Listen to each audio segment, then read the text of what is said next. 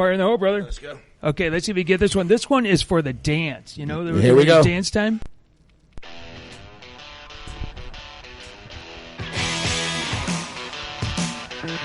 Good choice. Good choice. Did you ever see these guys? I have. I seen Really? Aerosmith and Lenny Kravitz down in Columbus, man. Oh, no kidding. Oh yeah. I mean, it was obviously the late in Aerosmith's career, but 14 plastic surgeries and God knows how many blood transfusions. But dude, they played for 3 hours and did not stop, man. They rocked it out. And I've always heard that about them. They were a fantastic show. Have you seen Joe Perry, Steven Tyler? Come on, of course. Yeah. I'm in Detroit, 2002. and you remember? Of course, I do. Nice. Nothing in the popcorn that night. This is the first time we've gone remote, dude. Yeah. We're on the road. We are officially actually on the road. Well, let's start out here. It's podcast number 26. 26. It is Friday, March 17th. St. Patty's Day, brother. And no FCC violations to date. Not yet. But look in your post office. See if we got any pictures posted anywhere there. Yeah, please. Help us out.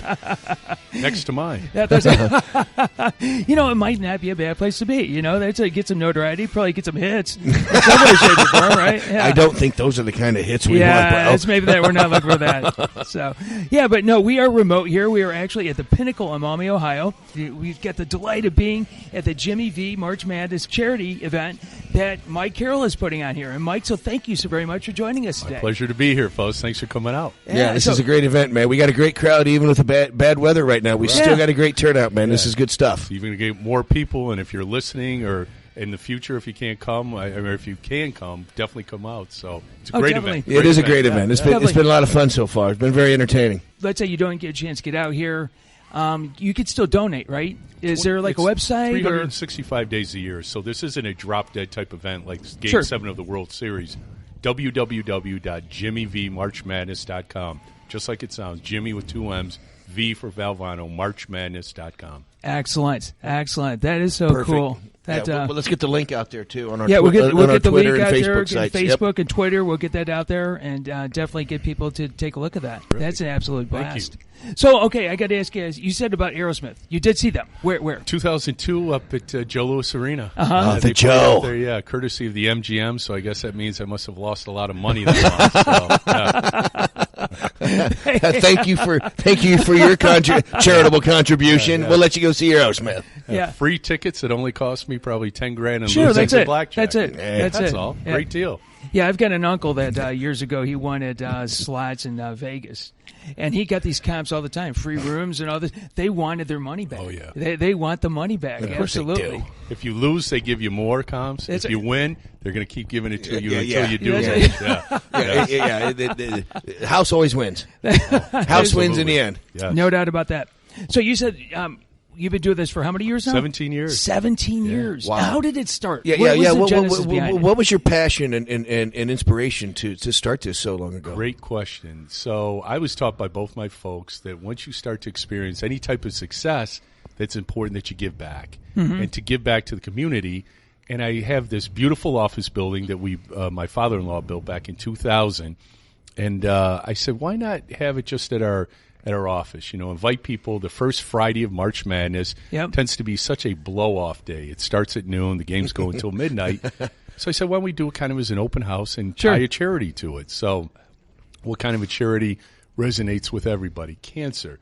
And with basketball, NCAA basketball, Jim Valvano, the legendary coach, Jimmy V as he's known today, is synonymous with NCAA basketball. So at that point there, we started that. Mm-hmm. We might get 50, 60 people. It was pretty much friends, family, clients. Mm-hmm. We get people to send checks and whatever. We get anywhere between $3,000 to $6,000, and we did it that way.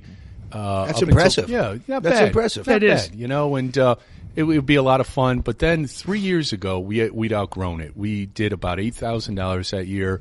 It started to become too crowded. My conference room could comfortably have 30 people at a time. Sure. In the evening, people started milling about. You could see it peaked and it was starting to decline because people actually do like to watch the game. You only had one TV, Some people, Ohio State, back when they used to be able to play basketball, they'd be on, and then Michigan be on at the same time, and how come we're not flip back, this and that, and you'd have people, mean mugging someone, switching games. Hey, we'll put that game on it. So I decided, I called Mark Tees, who owns the Pinnacle, and I said, Mark, I'd like to take this event to your venue, and, we're not a big thing, really don't have a lot of income or what have you to do it. I said, is that something that would resonate with you? And Mark, being a lifelong friend, said, I'd like to partner with that. I said, cancer's affected my family, and, let's do it. So last year, How cool. I just kept it to kind of my circle, and I kept it to myself because I wasn't sure that we could have, it's a big eating and beer drinking day. I didn't want to have fist fights breaking out or anything like that. So, we did. That is known for the Irish. Oh, yeah. But The Irish you might sell some more tickets, though. Right. A little live MMA. But, we did $15,000 last year. Outstanding. And a bunch of friends and or clients, associates, whatever, said, I'd like to be involved with this. So we, right after the event, I would always do my own game film breakdown. So I immediately said, within a few weeks of the event, we're going to have a board meeting, which a couple people were like, that's stupid. And right away I knew to weed them out. But the rest of the people, because you want to see what did we do right, what can we do better. Right. Well, that's what you do in sports, exactly. right? I mean, you watch game it's film, game you film, learn. man. Yeah. Correct. That's right. You got it. Yeah. So we were able to bring in Chris Bosinger, Feller Finch and Associates, Aubrey Hornsby, Louisville title, Cheryl Leonard, Miss Personality. Yeah. The Glass number City one Grind, rated. yeah, Glass City Grind. 2 years in a row. 2 years in a row. Does a great job. Very photogenic. A social media queen, if you will. Monster, absolutely. I mean, she's terrific. Jack Miller, St. John's football, Michigan football. Yeah. Father was tragically taken by cancer. My father, John Carroll, almost 83 years old, the real brains of the operation. What he brings, he's like the wise sage, which you'd expect at that age. Yeah. Doesn't say much, but what he says has great value. When he does talk. Every Right. word matters. You Yep. got it. Right. Yeah. Steven Groth, a very successful lawyer in town, great community guy, gives back. Of course, Mark Tees is a part of that. Then we've got behind the scenes my wife Cheryl, Stacy Stroller manages my office. It's just a great. And then Jeff Young from BCSN, they came in late, and they've been running commercials on BCSN. Yeah, we've seen those. Yeah. So it's just been great. And then we've got Chris Peterson comes today. Yeah, I saw that. Yeah, I That's seen really that. cool. That was great. That is really cool. So, we already pre-event this year. We're already up over $15,000. Congrats. That's fantastic. Yeah, thank you. And it all goes to cancer. We're not saying, hey, we got expenses here and there. Marco's Pizza donated the pizza. Little Caesars donates the pizza.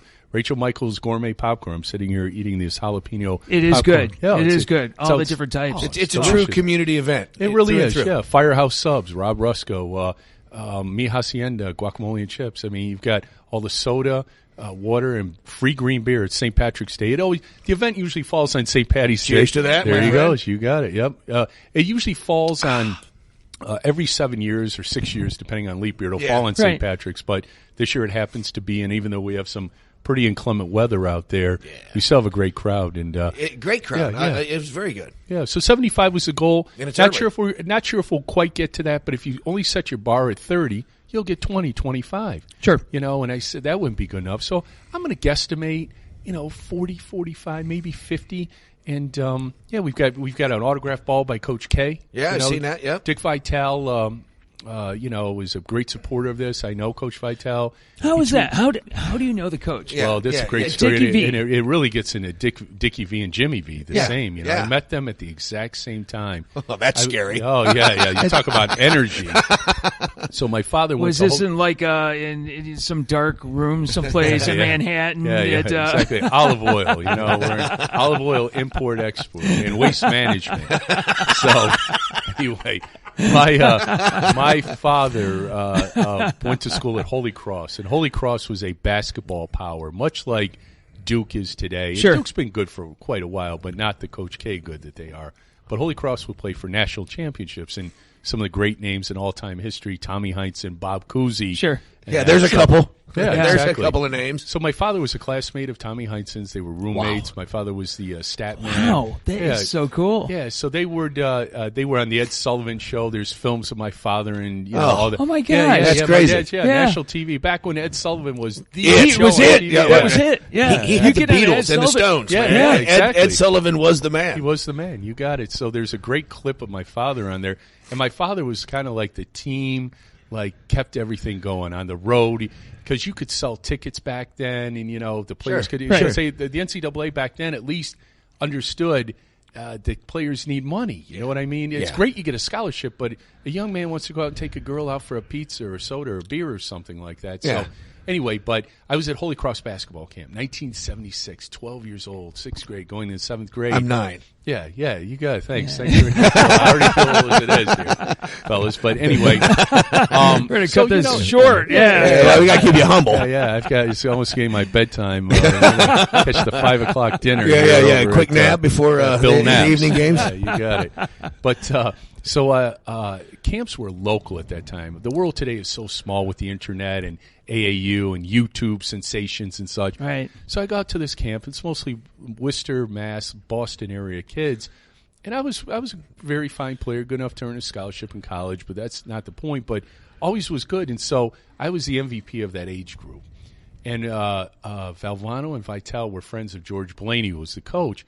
And they were the guest speakers. So they saw some of the great players, and they watched me, and they came up after the game. And my mother is of Sicilian heritage. She didn't come over here until she was 23. My father was a fighter pilot at the time. And so they said, they knew my name. Carroll is obviously very Irish. They said, is your mother Italian? I said, she is. She's Italian.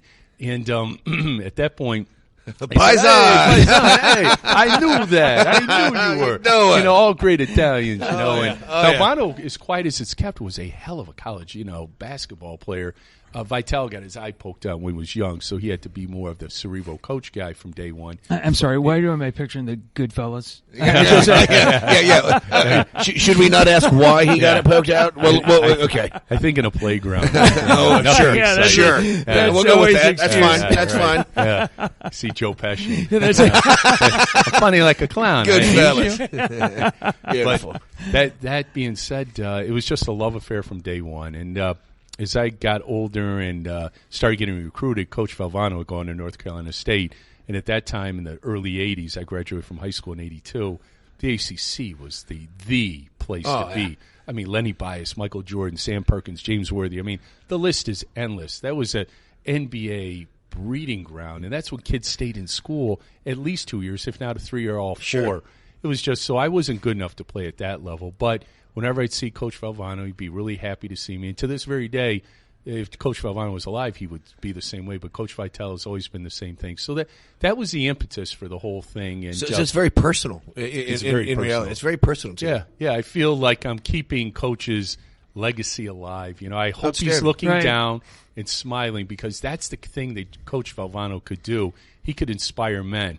For example, when he got done coaching, and it was if you ever want to read great books, read about the whole North Carolina State debacle. Coach Valvano had nothing to do with that, and that's not one of those, look the other way. I've got, capitans that go out and shoot people. Sure. No, it was players were selling their sneakers, selling stuff he couldn't control in police, and when he found out about it, he was mortified. He was so upset. Right. And kids are kids. They do things that are silly. They're trying to get paid. And the money involved today, and there's agents around, and there's leeches all around the game looking to make a buck for themselves, and it's hard when you're a kid, like you said, because you're not getting paid.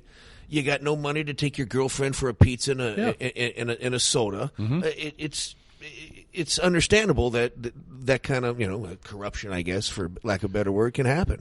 Yeah, and the violations were not egregious. They weren't like paying players. It was just Charles Shackelford, Chris Washburn were selling their sneakers, selling their sweatsuits, selling their tickets, which is an NCAA violation. And Coach Valvano wasn't quite winning. Coach K was starting to become Coach K. And it was a convenient excuse to railroad the guy, which broke his heart, because Jim Valvano is the ultimate integrity guy. But here's where Valvano is so inspirational that all the network affiliates wanted to fire Leno, Letterman, who are in the Hall of Fame, to hire Valvano to be the late night show guy. I didn't know that. He was that dynamic. Oh my! He would have been incredible. Yeah. Could you imagine him on late night? Jimmy V interviewing De Niro. Oh my gosh. Everyone loved Jim Valvano. When he walked in a room, he's the kind of guy, even though he was a celebrity, a Hall of Fame coach, he made you feel like you were the most important person in the room, and you left feeling better about yourself. Rare. And that is rare. That's what Coach Valvano had. And I don't say that to be nice or this and that. And when he died in '93, that ESPY speech he gave, where he was talks about, just it brings tears to your eyes. I still can't watch it without bawling. Correct. Yeah. You say your eyes sweat when you watch that, and I mean it was just absolutely inspirational. But he flew up. He was on death's doorstep. He died within a month. I didn't realize how ill he was because I think it had been announced that he was sick. Yes. But when I seen Coach K and I think it was Dickie V and Joe Theismann even helped. They literally had to carry him up the steps, and I'm sure he was holding himself up on the podium to keep himself from falling. Correct. He was that's weak. That's how weak he was. He threw up. They flew up on a private jet up from Raleigh-Durham. He was at Duke University Hospital where they were trying all kinds of experimental drugs. Right. And he flew up. He threw up the whole flight. He threw up in the cab, or the limo ride over to the ESPYs, and they didn't think he could do it, but he said he wanted to do it. And he gives that speech, and his energy is amazing. And, he makes reference to you fellows with radio and TV and your great show. 30 seconds, keep it moving, when a guest starts rambling or you've got to keep it interesting. Right. He said, here's this guy, 30 seconds like I care. Like I'm going to, here I am. That's right. I mean, he says that right in this. I got 2 days of life left, maybe. You think I care about your commercial break. And that was the birthing, if you will, of the V Foundation. Sure. Because he received the Arthur Ashe Courage Award. And during that speech, you notice he does not shy away from Arthur Ashe, who was a hemophiliac, I believe it was, and he got AIDS from tainted blood. Transfusion. He got a blood transfusion, and he talked about the fight for AIDS. And here's where it gets really interesting. They did find. Look at Magic Johnson. The guy's can outlive all three of us. Oh yes, he's healthier than can be. So it's undetectable in his system right now. Yeah. So remember, AIDS was going to be the wipeout society. Homosexual, the Great Plague. heterosexuals. The Great Plague. It was going to kill us all. Because Magic, the big star athlete, he's not a homo. Because it was always a homosexual type disease. And when Magic got it, suddenly it became reality. Yeah, and that was the end of society. Everyone who was a young person who was sexually active.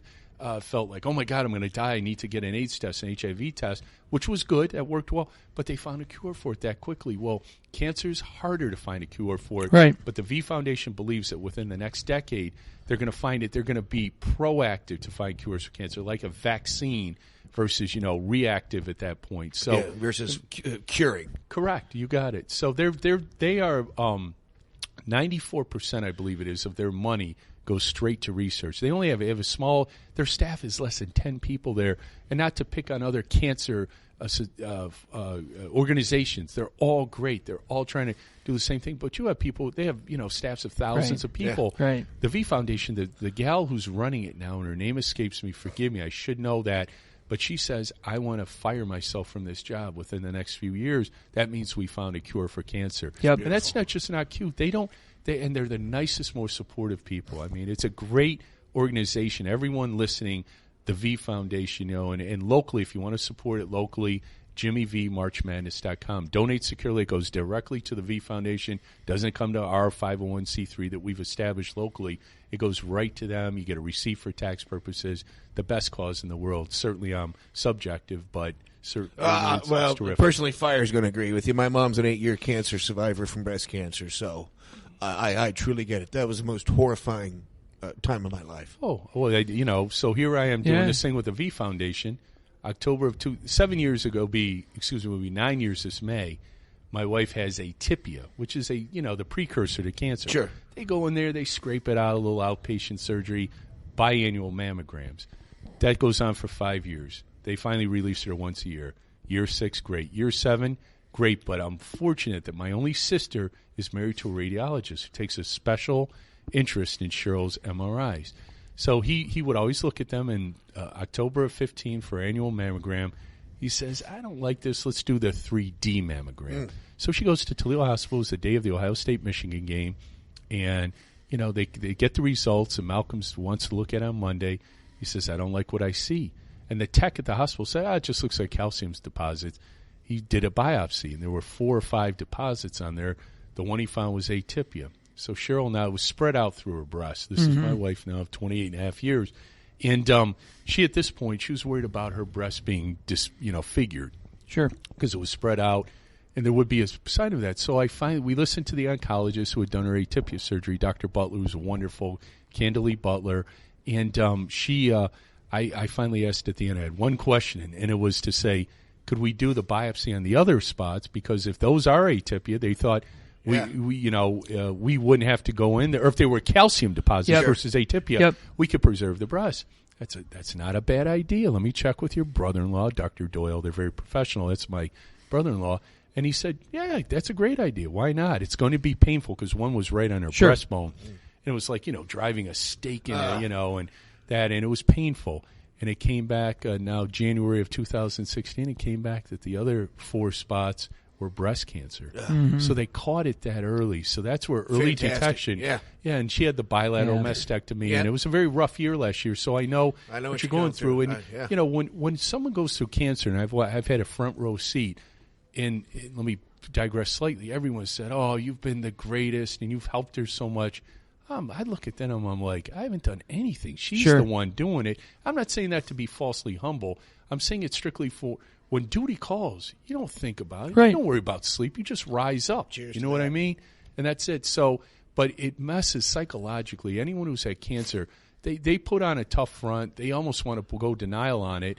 And the cancer was determined to be invasive, which is the news you don't want to hear. So it's got a small percentage chance of coming back. But still, they go through. That's why cancer, we have to get it before it ever begins, because Cheryl has no predisposition, genetic predisposition. Being a beautiful former model, she would sneak 5 cigarettes a day. But they said that really wasn't related. Smoking cigarettes is never a great idea. Let's call that what it is. Yeah. But, so it was just out of the blue. I mean, she's within 5 pounds of her wedding weight. She's 50. She looks like she's 30. She looks great now. Dr. Barone, the plastic surgeon, Frank Barone, has done a phenomenal job.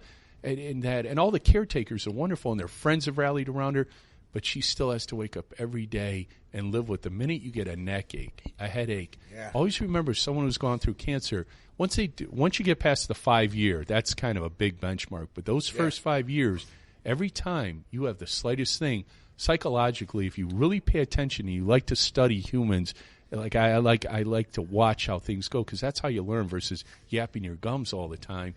It's one of those things where you can see it affects them psychologically. Yeah. So always be kind and supportive of someone going through cancer, and give them a hug.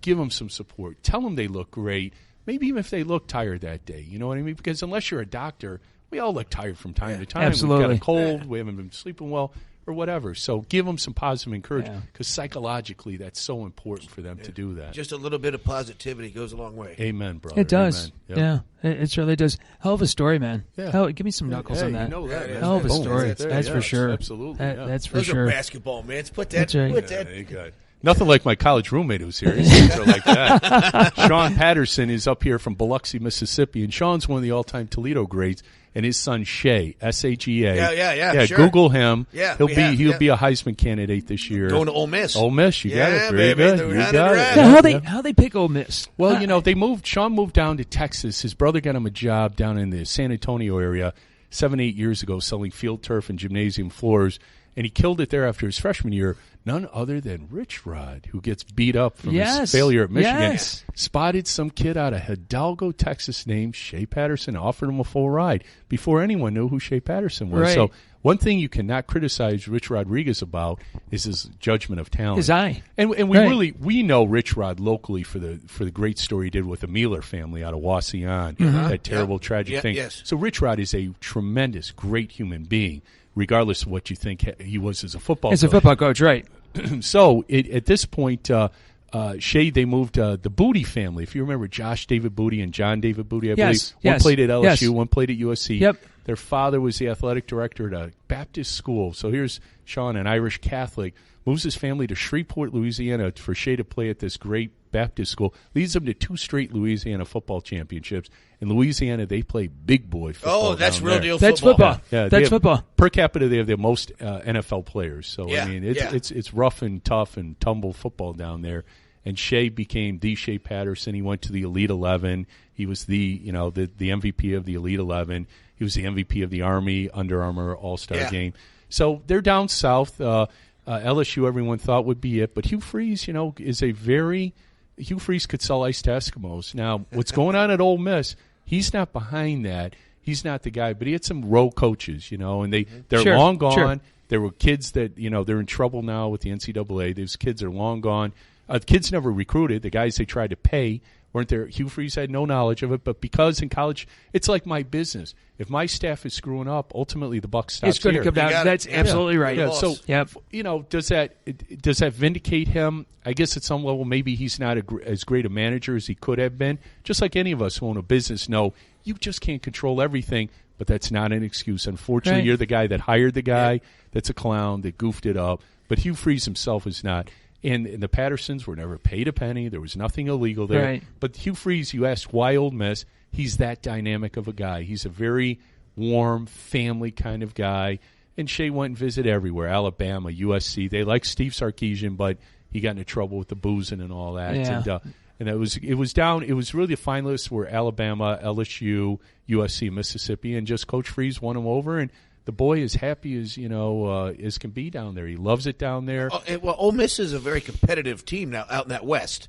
I mean, correct. Ole Miss is a real deal team. Oh, they won the Sugar Bowl 2 years ago. Absolutely. Last year they were a massive underachiever. You could argue that they were the most underachieving team.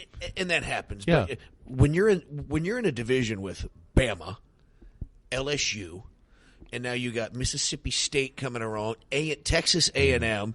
And Ole Miss. Arkansas, too. That is and Auburn. That is brutal. Yeah. The meat grinder. The gauntlet. That is a gauntlet. That's a conference right there. Well, hold on. That's just the division. That's right. That's what I'm saying. That's a conference right there. Then they cross over and play a team called Alabama. I don't know how good they are. Whoever they are. And they beat Alabama 2 years in a row, and they couldn't beat them last year. They were up actually, 24-3. they had them. Yeah, they had them on the ropes. They couldn't close the deal. choke them out. Yeah. I give Alabama defense some credit. Their defense won that game. Yeah, they did. But it was Ole Miss's game. They should have had the game. You're right. Anything, man. You're right. Yeah. That was it. Yeah. So they like it. The Grove, they call it. It's called Hottie Toddy. The kids all come in like suits and bow ties. Very traditional. It's very traditional. And the girls all look like, scale of 1 to 10, they're 20s. And the guys look like, scale of 1 to 10, they're 20s. Yeah. I mean, it's a very good-looking, well-behaved. It's. I haven't been down there. I went and saw Shea on the road when he played at Vanderbilt. What a great campus. Nashville, what a city that is. But he performed well after that breakout game against Texas A&M. And, Shea was brought in. You've got a fifth-year senior, Chad Kelly, Jim Kelly's nephew, MVP of the Sugar Bowl. Shea realized he probably wouldn't play, as a freshman, and hence he had the red shirt. But he hurt his knee. Thing. No. Sitting back and watching and learning. Correct. Heck and he did learn a lot, but he came out against Texas A&M, and he shocked the world. He let him – he really, blew up Texas A&M's season. They were never the same. They were fighting for the conference championship. Right. They won out. They could have tied, I think, Alabama. I think they could have. Yeah. Right. Then they ended up losing, I think, 3 in a row. Yeah. They took the win out of their sails. But Shea performed well at Vanderbilt, and Mississippi State, the defense didn't show up. And all the kids knew the coordinators were going to get fired, and it became toxic. So Coach Freeze is, he hired a whole new staff. He's got great excitement. Good. The NCAA is going to come in and probably do some nasty things to them this fall. Sure. So who knows how long Coach Freeze will be around. This is all my opinion. I'm not getting this from anything out of there. This is just me being a sports fan. I could be totally wrong. But from what I know of the family that goes there and people that play for Coach Freeze, that they really like the guy, and he's a good on-the-level guy. So that's good. Much we do know. Yeah. So let's segue a little bit to some basketball here. Yes. You guys don't mind? Oh, yeah. It is basketball. What's basketball? It is that time. Hey, first of all, our Michigan boys came through this afternoon. They did. So I saw yesterday, I was looking at ESPN statistics about, they've got all the people that go into their challenge online and that. And I saw that UNC was the highest ranked, percentage of the people putting in. To win it all? To win it all. USC, it was Villanova, I think it was 2, and then I don't remember who the other ones were. So, Mike, what's your take? Last week we announced. I went on a limb and I went UCLA. I think UCLA is going to bring it home. And I took the easy way out. I said Nova. I said that's the easy one. Fine picks. Here's where I think UCLA. I'll going into a tournament. I like that. But yesterday, Tom Crean got fired. Yes. Yeah. Bob Knight suddenly. I thought Bob Knight, moved to Mars. He's been completely out of the media, non-existent. And all of a sudden, he shows up last week before Indiana goes in the NIT and gets beaten round 1. Start talking about. I hope all the administrators in Indiana are dead. They're dead. Stuff like that.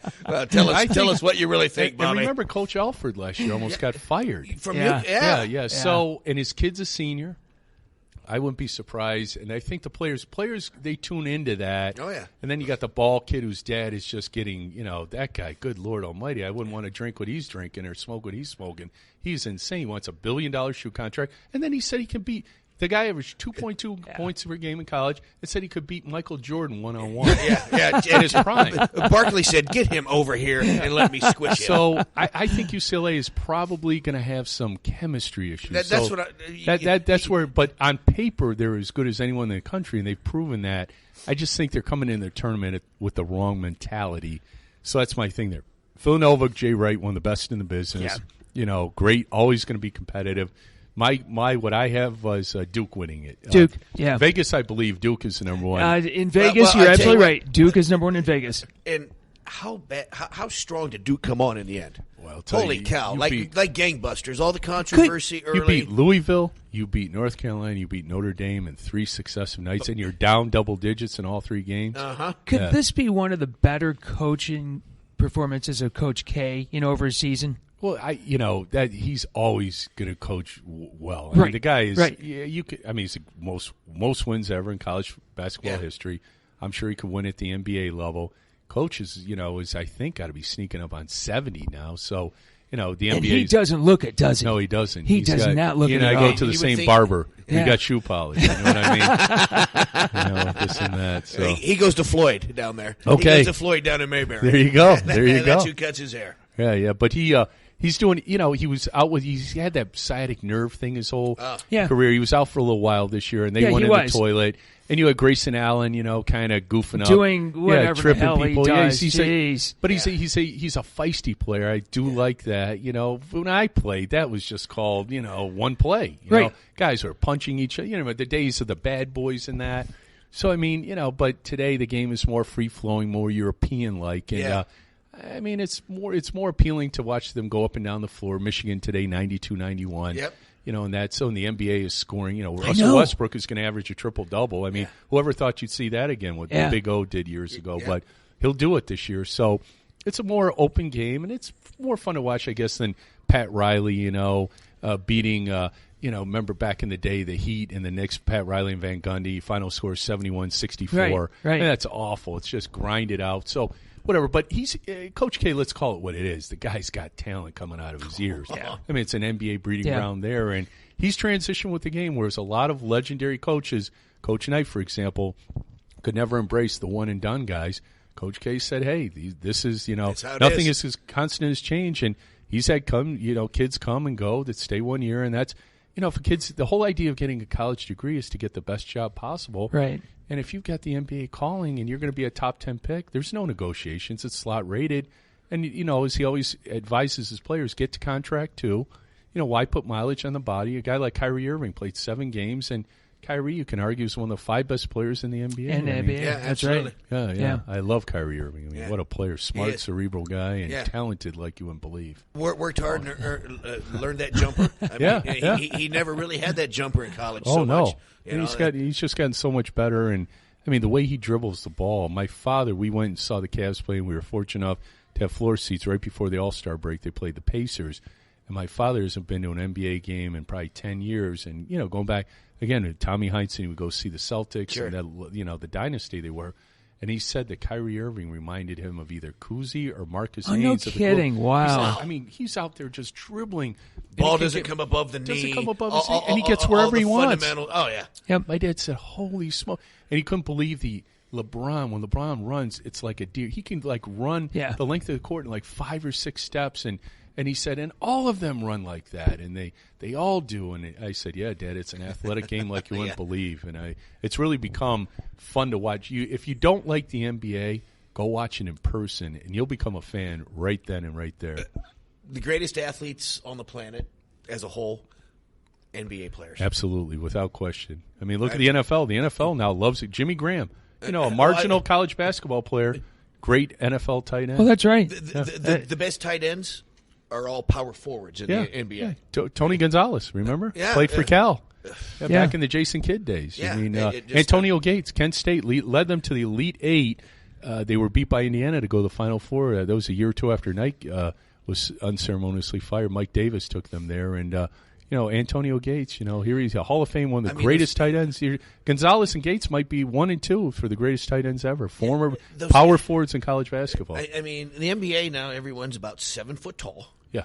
And they run like deer. They can all dribble. They all have fundamentals. And they can shoot the three. And they can play the 1, 2, 3, 4, 5. It's just a number anymore. Porzingis. Bombing threes. So they can play. That's interesting because, we're talking about that basketball. You say the same thing about football.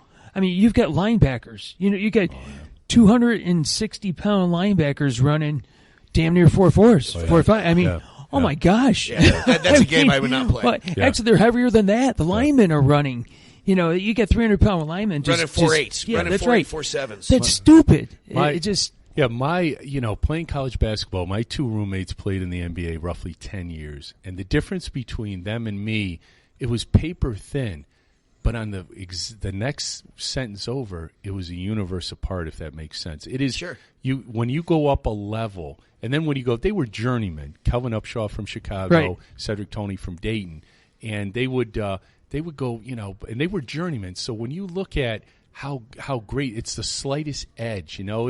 Could I play in summer leagues with those guys and not embarrass myself? Sure. I mean, I'd be invited to play. I could always play with those guys, but could I make a living doing it? No. It was just something slightly less. It's slight, but in that game, slight is a universe apart. Right. You're a liability to the team. Yep. And I trained hard and I worked hard and this and that. There was just the good Lord, it wasn't meant to be. You know what I mean? And could have I played in Europe? Probably. Who knows? Maybe not. It's irrelevant.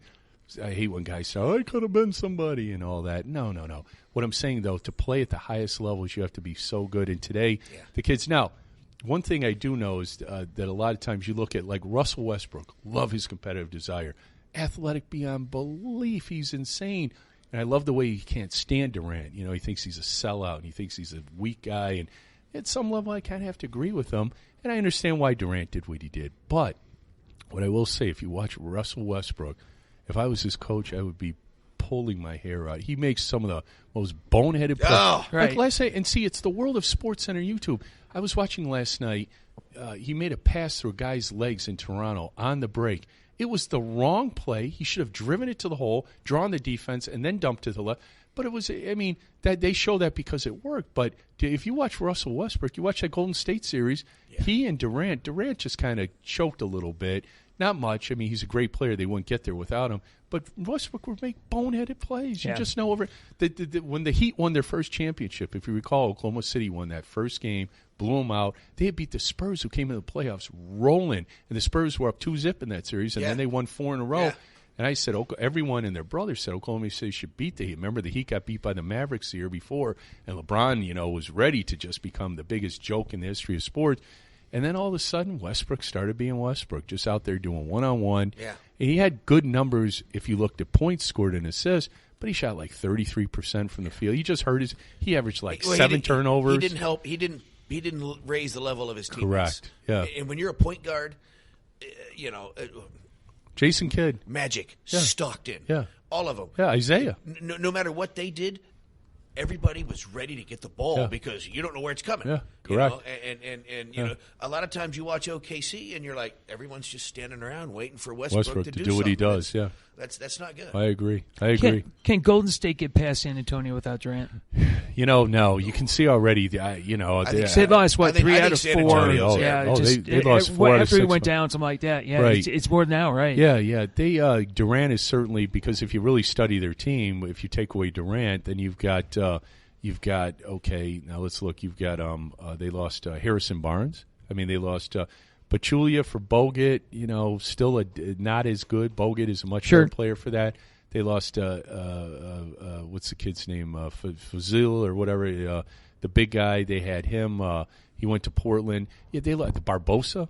So they lost a lot of great role players, clearing out cap space for Durant. So no, without Durant, they will not beat San Antonio. With Durant, they will. And I wouldn't sleep on Houston. Mike D'Antoni, who had those great Phoenix teams. And everyone, he didn't do well after then. And everyone said, that was Steve Nash, and he was a kind of a trick shot artist, if you will. And he failed in New York, and he failed somewhere else with the Lakers. It was, and that was that horrible, with the team. They brought in Nash at the end of his career. It was just, a bunch of big names that were well past their worth.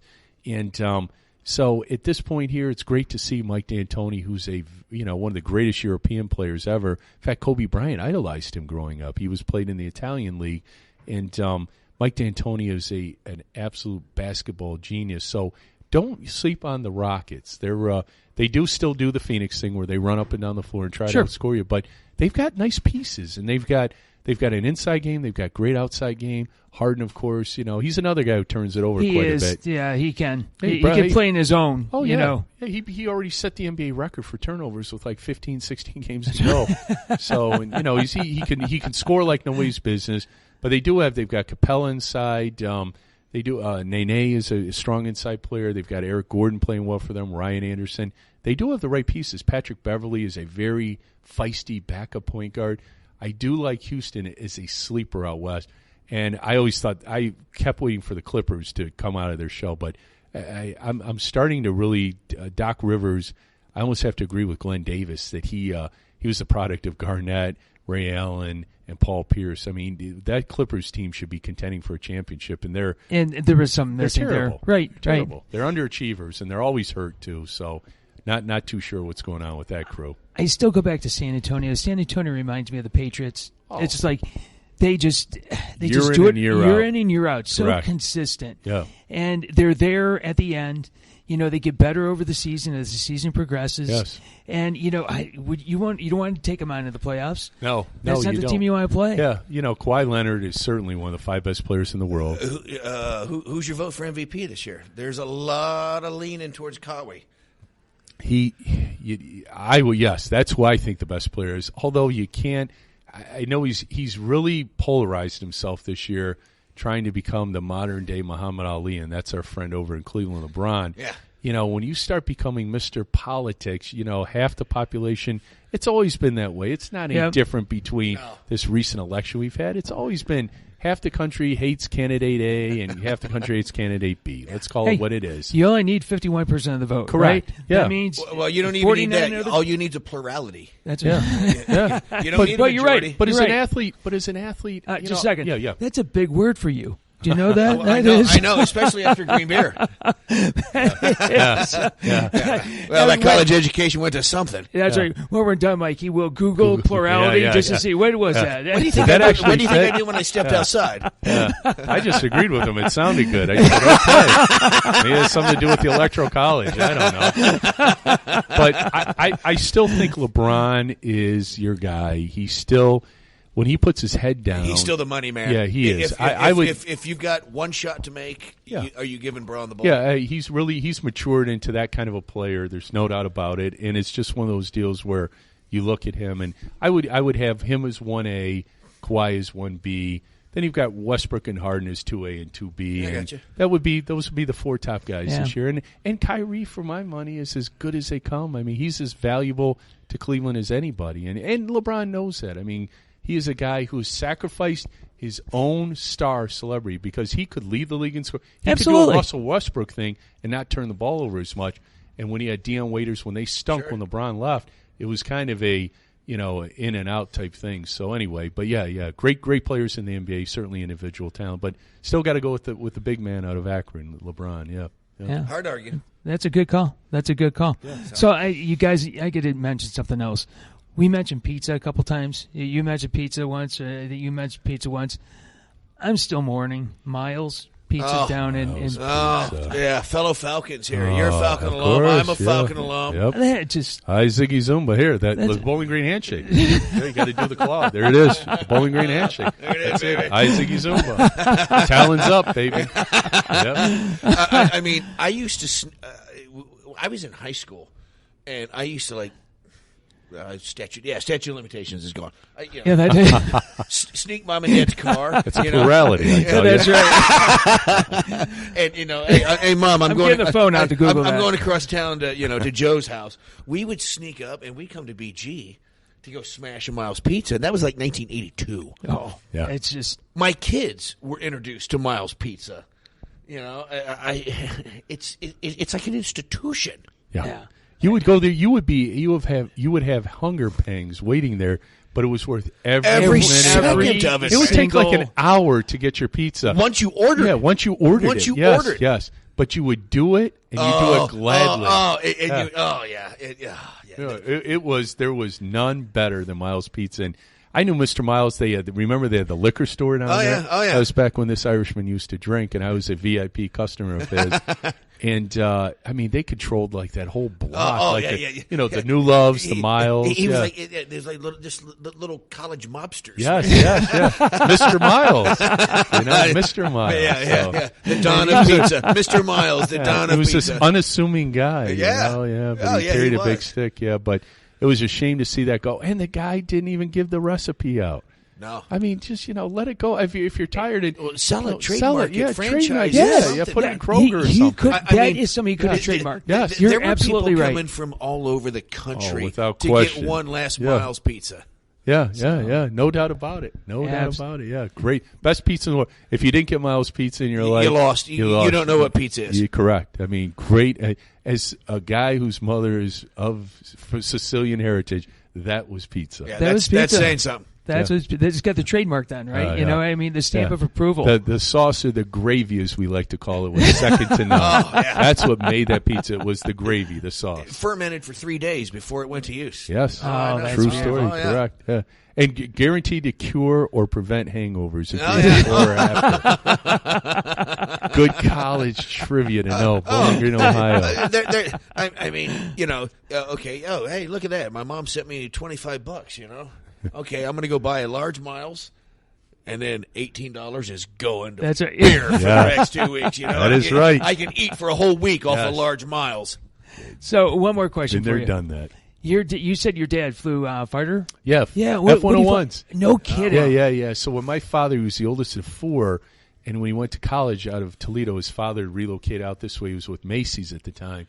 He came out here and got out of retail and got into the insurance business. No relation to what I do, but it's an irony that that's what I ended up doing with my career. But he went to college fall of 1952, and he got polio, and there was no cure. They found the cure for it, I believe, the next year, and he died. So within the first week of college, my dad lost his dad. And he had to do ROTC to put himself through college. Every penny was needed at that time. So he got into that, and when he graduated from Holy Cross, he wanted to be an Air Force pilot. He was Air Force ROTC, and he wanted to be a pilot. And my dad's tall, 6'3", 6'4", but just under the too tall requirement, and loved it. I mean, and he'd tell stories of basic training. They had to do one thing where if they got shot down, like 7 days, he had to be like out in the wilderness living, and this and that. And these are stories like growing up as a kid. Remember, I grew up in the 70s, long hair, hey, Dad, you don't know nothing, man. Stupid. Yeah, stupid. You're just strict. That's stupid, man. Yeah. And I remember, and as the older I got, it's the old adage, the smarter my father became. But, we grew up in a generation where your dad didn't sit down with you and have fireside chats. And I love you, son. It was understood and you felt it. But it was, you did subtle, undertone, undercurrent, Correct, and he didn't share a lot of these stories. And as I became an adult and I earned his respect is earned, not given. Not that he, treated me like garbage and beat me for the hell of it, just for fun. But it was one of those deals when I got online. You got back beat. then. Oh, so I should have. Didn't we all in the 70s? Oh, should have. Do you remember the little skinny belts? Oh, from the belt. 70s? Yeah, the belt. Oh. And then my dad knew when the belts would break. That's when he was trouble. Then at that point he said, "I got a baseball bat and I can call the cops." So my father, he was the alpha male. Even though we all got bigger and stronger than he was, we still feared. And it wasn't fear; it was respect. That's what it was. Yeah, but that's after right. I became an adult, my dad would share these stories with me, and I had no knowledge, about. I knew his dad died when he was young, but then when he told me the stories, the Jesuits at Holy Cross, he was kind of moping around, and they, and the Jesuit grabbed him and threw him up against a locker by his collar and said, "John Carroll, quit feeling sorry for yourself. This isn't what your father would want for you. Honor what he was, and help, be everything your father would want you to be." I remember thinking like, "Oh, did you punch like the Jesuit back when I was, that's when my dad was like the Cheez-It commercial, like not ready, But later I understood, it was like that was a defining moment for him, and it took him to and it you don't get over that. It just becomes the new normal. But it's one of those deals where to see what my father's done, and he didn't have a role model. Father, he died, 18 years old. So my dad had to wing it. He's 83 now. You've seen him here today. Yes. He's vibrant, and the things he has done, and my mother, of course, too. But I'm talking now, we're talking about my father flying planes and just talking about him. The guy, everything that's good in my life is a direct result of my father and my mother. But, the lessons he's taught, and I have buried so many of my friends' fathers. A lot of their mothers, too, because, 80s now. Right. Actuarially, you're living on borrowed time. And I think, and I say, and I watch my friends grieve, and it's a very sad time. And I go to the funeral home, and you feel terribly for them. But to this day, how nice it is and reassuring to be able to call my pop or my mother. It was my mother's birthday yesterday. We talked on the phone, and I'm busy with my business and busy, with this event and all that, and a lot of different things, pulling guys flying in and out of town to come support the event. But I talked to my mother for damn near an hour, and it was the best hour of my day. And did it put me? It went like that too, didn't it? When in 5 minutes, I was like, oh boy, and emails piling up. But it was worth every second. Absolutely. Absolutely. Absolutely. And I always remember whenever I get irritated, let's say I'm really stressed out that day, just got a lot going on, and one of my parents calls me, and my first inclination is like, it could be anyone. It could be your wife, your son, your daughter, a friend, and you're like, oh, we all get that. Quit texting me, quit calling me, and, because everything's so important in your own world, this and that. The minute I ever think that about my folks, I say to myself, how many of my friends have lost their parents that would love their mom or dad? That opportunity. Yep. That's right. That opportunity again. That's right. So that's it. But, I'm very, very fortunate that my folks are alive and well and vibrant. And I schedule in time to see them, and people think that's stupid. When you're busy, when you own a business, you have to take time, or else a day turns into a week, turns into a month, turns into a year. And you barely see your parents, maybe at birthdays, maybe at the holidays. And I live a quarter mile from my folks, and that's not by accident. And call me a nerd, call me a mama's boy, a daddy's boy, whatever. I love my folks. Yeah. Take those. Take that. All day long. Take that, man. I'll take that. You can bang at me about that. Yeah, absolutely. That's really cool. Yeah, it is. Thanks. Yep. Yeah, very fortunate. That's cool. So, Mike, this is an absolute pleasure. This is an absolute delight. Yeah. Oh, every year you folks got to come. This is just going to get bigger and bigger. We'll consider that an invite. We're here. Absolutely. And the way you guys have supported both your being here and the money you've given, I cannot thank you both enough. We appreciate great to meet you both today. Right away I saw these two bright-eyed guys, and I said, these guys are terrific. Just great energy you fellas have, and I love you, and I can't wait to start listening to your podcast. And we'll promote that with all of our people and have this become a regular. You become the podcast, and you've got Gil coming on next. We talked to Gil for a good hour before you got here. That guy. That guy has got all kinds of great things. Talk about another great community guy. But this will be something we'll attach to this event every year. We would love to be affiliated with this all the time. You definitely will. And Mike, the website one more time for Jimmy V. JimmyVMarchMadness.com. JIMMY, Jimmy V, V for Valvano, March Madness. Just like it sounds, 2 S's. .com, and you can see it on there. There's videos of us. It gives kind of the mission statement why. Donate securely. And if you're listening to this weeks down the podcast, the beauty of a podcast, you can always go back to it. You can donate. It gets to the local V Foundation chapter, and you can do that 24 hours a day, 7 days a week, 365 days a year. Great turnout, and if you're in the Maumee area, get down here to the pavilion, support a great cause, watch some great basketball, have a great time with great people, eat some good food, have some green beer, enjoy life. The Pinnacle is just an absolute, it's as fine a banquet hall. You look at it, the weather's inclement, it's this nice porch. Okay. Last year we had cigars going on the porch, but it's a beautiful facility. Thank you, Mark Tees. Appreciate it. All right. Thanks for the opportunity. You're welcome. Guys, Thank you for having this is a blast. me, fellas. Yeah, it was. Hey, give me some Knuckles, man. There you go. All right, Knuckles, brother. Yes. Go Bruins. Over. Bye. Go Duke.